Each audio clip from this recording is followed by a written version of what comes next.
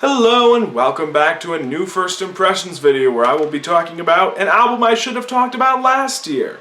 And that is The Flaming Lips' King's Mouth, Music and Songs. This was an album I listened to a lot last year. This was an album that really made me happy last year because it showed me that The Flaming Lips still had it.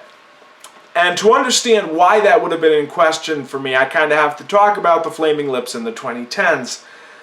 Because the Flaming Lips in the 2010s are all over the place. Like, I get the feeling they burned out a lot of people who had been hardcore fans in the 2000s with all the stuff. You know, they did the gummy USB head things. They did the Guinness Book of World Records shows. They did the Hetty Fwens, where they did an EP full of basically walk-on cameos from random people, you know. They did covers of the Dark Side of the Moon and Sgt. Pepper albums with Henry Rollins and Miley Cyrus. Like, they did a lot of weird stuff. Towards the middle of the decade, Wayne really started getting weirdly buddy-buddy with a lot of new and upcoming talent in a way that annoyed a lot of their base. You know, they fired their drummer because their auxiliary drummer, or whatever it was that Cliff Skurlock did. They fired him because he said something.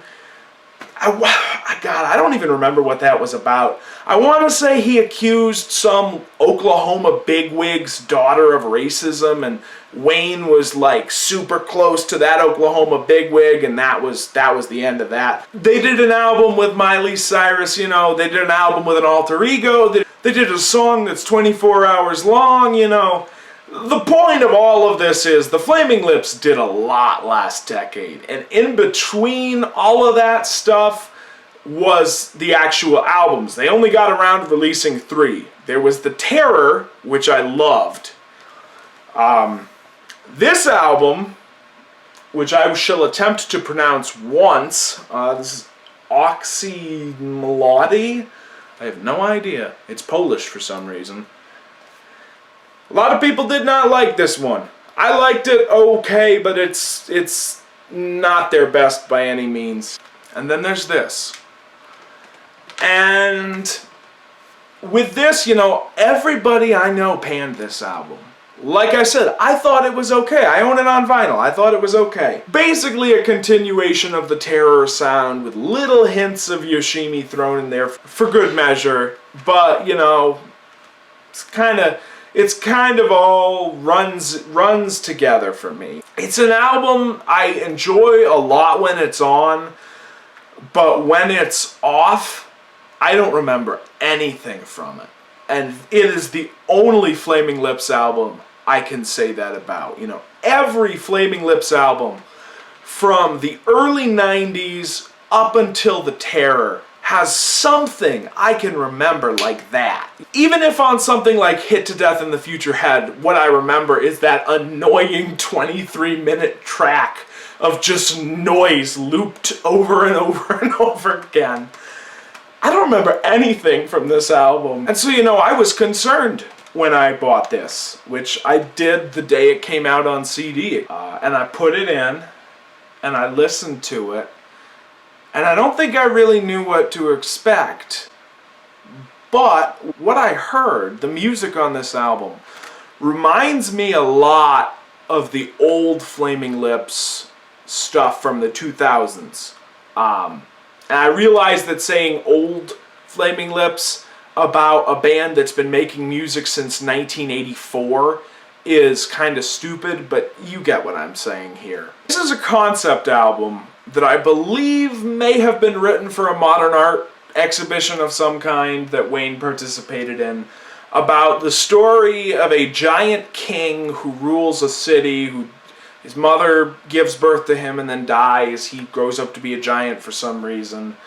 And basically he's this giant king, and one day an avalanche threatens to destroy his city, and he saves his city from the avalanche with his own body but dies in the process. And for some reason they cut off his, when the snows recede in the spring, They find his giant dead body, they cut off his head, they bring it back to the city, cast it in iron, and I guess people go inside the king's mouth and there's like weird light, and it's just weird. It's one of the weirdest things the Flaming Lips have done in a long time. Honestly, I didn't think until just now that it's a first for them and that it's a concept album. You know, it certainly wouldn't be the first time the Flaming Lips tell weird stories in their songs. They used to do that a lot back in the day, especially in the 90s.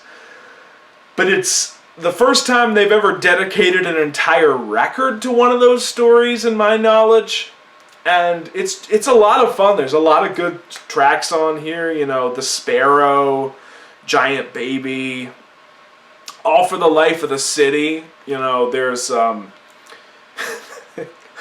Feedaludum Beetle Dot, which when I saw them live in August was the only track from here they played. I kind of didn't, they're at the point in their career where, you go to see the Flaming Lips, play their songs from 25, 27, 18, 14 years ago, and this was the only thing newer than Embryonic that they, Feedaludum Beetle Dop, or was the only thing they played that was newer than Embryonic, that whole show. But I was fine, because I love those 2000s and 90s Flaming Lips albums, and, yeah, that's great. The Mouth of the King.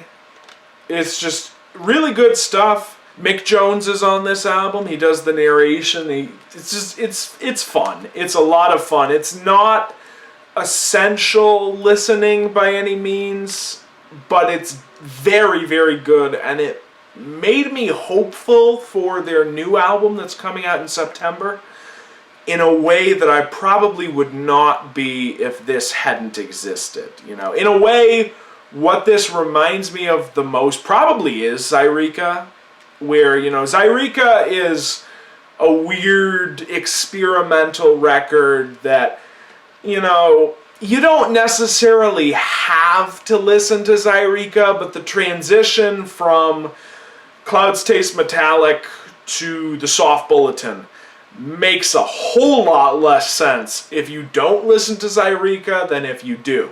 That being said, if you're into physical media, Zaireeka is one of the most uniquely annoying albums ever made, because it's 4 CDs. They wanted you to play it on 4 different CD players simultaneously, and frankly, I don't think most people had that many CD players in '97. Never mind in 2020. So you're almost stuck with, you either have to listen to it in some other way, or if you have the CD, edit it together yourself. It's a lot of fun. And this reminds me of that. I like that it's songs again. The Flaming Lips are writing songs again. And that's what I like about what I've heard from the new album, too. I hope there's a little more psychedelic and experimental stuff on the new album. I hope, I think it's American Head is what it's going to be called. Something about Wayne and Heads right now. Who knows?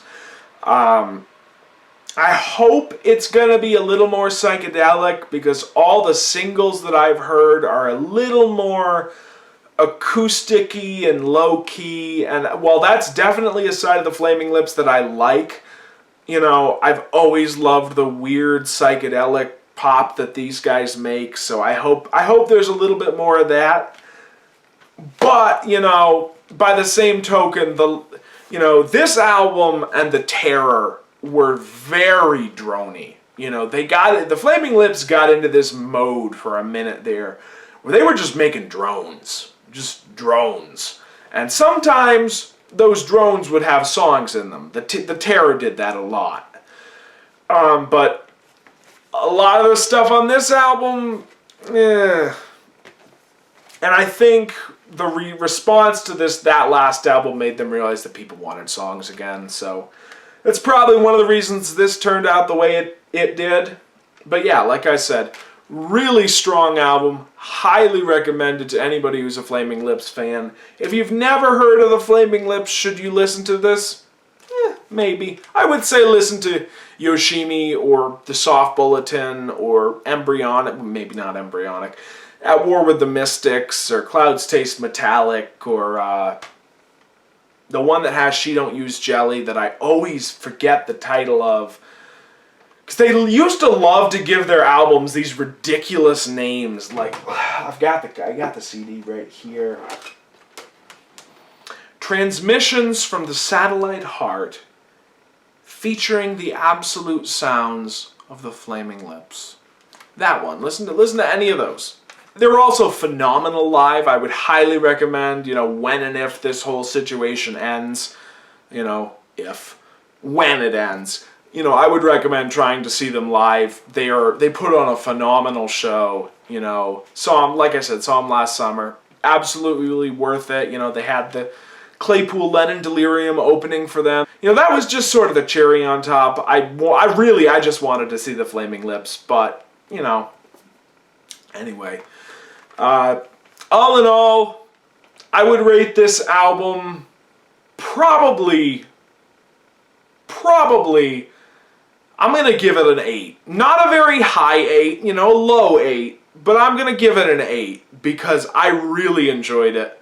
And I think it's an album that shows you that these guys still have it and gave me a lot of hope for this new one that's going to be coming out and that I'm probably going to be reviewing some of the songs from before terribly long. But until then, I will see you all later.